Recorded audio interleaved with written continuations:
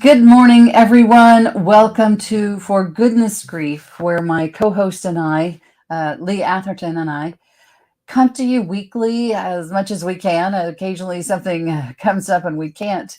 But our goal is to be here with you weekly to help you through this journey of grief. We've both experienced this journey. We know we'll continue in the journey.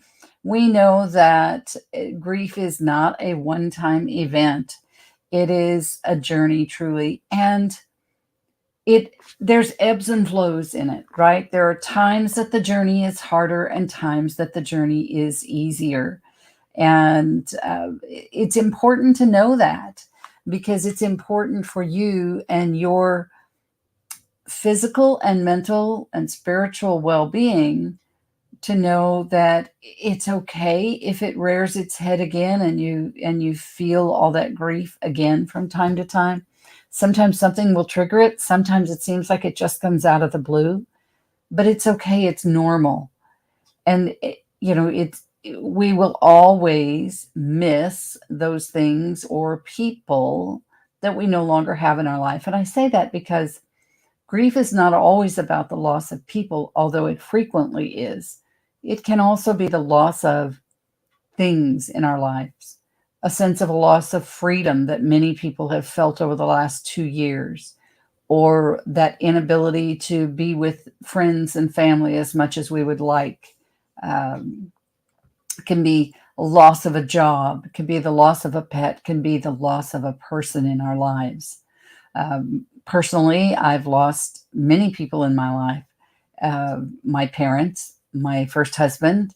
Um, I've never experienced the loss of a child. I'm grateful for that, but I know many of you may have, and that's a loss that I can only imagine what it feels like. And I think that's a really critical point, is that there are people who want to support us in our grief, but if they've not experienced the loss that we have, or a loss similar to ours, they don't know how to do that. And even if we've experienced that loss, it's still difficult to know how to comfort someone else. And that's what I want to talk about a little bit this morning. So I want to share my screen with you real quickly and share with you a book that will be coming out hopefully by the end of this month. I've been working on this book since 2016. Shame on me. It's been way too long. But this book is designed to help people understand how they can help someone else who is mourning, who's grieving, and also understand a bit more of what they may experience when they are grieving if they've not yet had that experience. So it's how to mourn with those who mourn and how to understand and prepare for grief. And I absolutely love this cover of the book. This statue, the sculpture, is just so compelling to me. When we have lost someone in our lives, if you look at the hole in this man's chest, that's what it feels like, right? Sometimes it feels like our hearts have just been ripped right out of our chest. I was watching, I guess it was maybe a little TikTok video, and there were these three children playing. And this reminds me of this. So hopefully I can connect the dots here. The three small children, all under the age of 5, I would say, playing. And they were arguing over whether it was raining or misting outside. One of them's mother had said it was misting, and then the little boy and the two little girls, their mother had said it's raining. So obviously mom must be right. So you must be wrong if you're saying it differently. Well, the truth is it was still moisture in the air, right? And whether it was misting or raining. But at one point, the oldest little girl reached out and poked the little boy in his chest and said something to him. And the little boy was devastated. He said, "Ow, you poked me in my heart."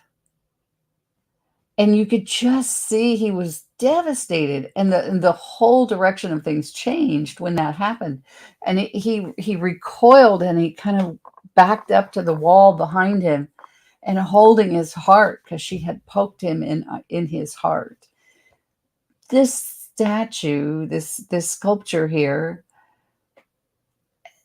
it takes that poke in the heart even further. But our hearts are so tender that whether it's a poke in the heart or whether here our hearts have just been, feels like they've been ripped out of us because of the loss of someone in our lives, it hurts. It hurts. And getting over that hurt or getting through, you never get over it. You hopefully get through it or further along in it. It can be difficult. It can be a long journey. But it's important for us to understand as much of that journey as we can so that we can not only help ourselves get through it, but we can help those around us. Because as you know, if you've experienced a loss, you quite frequently feel isolated. You feel that people don't understand you. People literally may stop uh, inviting you to things. They may stop being as much a part of your life as they were before because they are uncomfortable without because they're uncomfortable that they don't know how to help you, how to support you, and your loss sometimes reminds them of their own potential loss. So it can be a very difficult and lonely time when you're going through this grief. And that's what this book is all about. It's how to mourn with those that mourn, how to understand and prepare for grief because we're all going to experience it.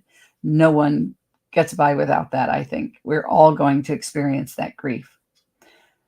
So, so I just wanted to share this with you because it's such a beautiful graphic description, if you will, of what grief can feel like.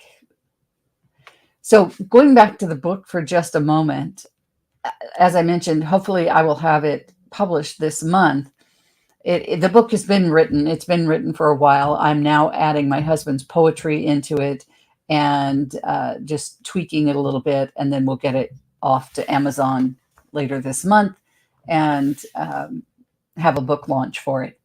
And I have a favor to ask of you. If you are interested in helping launch that book and get it to bestseller status so that it is visible to more people, so that it can help more people, then I would love for you when it launches, it'll be at 99 cents for a Kindle version when we launch it. I'd love for you to go out, purchase that 99-cent copy and do a review for it. Even if you don't read the whole book, if you just can read the first 2 or 3 chapters of it and give some feedback in an honest review, I would love that. That will help us to meet the bestseller criterion, which will allow the book to get more exposure on Amazon, and that will help more people in the long run. So I'll keep you posted on it as we get further along. And then just before I hop off, I just want to say, normally Lee and I do this together every Wednesday morning, but Lee was unavailable to participate this morning, so I told her I'd come on and do a little chat with you. So I hope that you've found some value in this. My ask of you is that if you know someone who's hurting in their life, someone who's grieving, be as kind as you can be. Help them, put an arm around them, do things for them that they may not even realize they need. Come and, if they have children, come and pick up their children for a while so that they can have a little quiet time themselves. If you can go to the store for them, if you can weed their yard for them or mow their yard for them. One of the things that we do for a neighbor and friend is who lost her husband last year is we take her trash out to the curb every week and bring her trash barrel back in. It's a tiny little thing that we can do that helps her. So look around and see what can you do for that person. Recognize they're overwhelmed, they're struggling. It may be an effort just to get out of bed in the morning. So look around and see what you can do for someone else who's hurting. I heard one time the best way to overcome your own troubles, to bury your troubles, is to help someone else. So I encourage you, no matter what you're struggling with, look around you, see if there are others who can use your help, that you can help them get through a tough time. And as you do, you will be uplifted and your own burdens will be lighter. I promise you that. When you serve with a willing heart, you are blessed and your own burdens are lighter. So, with that, I'm going to wish you a wonderful Wednesday. Hopefully, Lee will be back with us next Wednesday, and we'll come to you with another message on For Goodness Grief, your journey through this process of grief. Thanks so much and have a beautiful day today. Bye for now.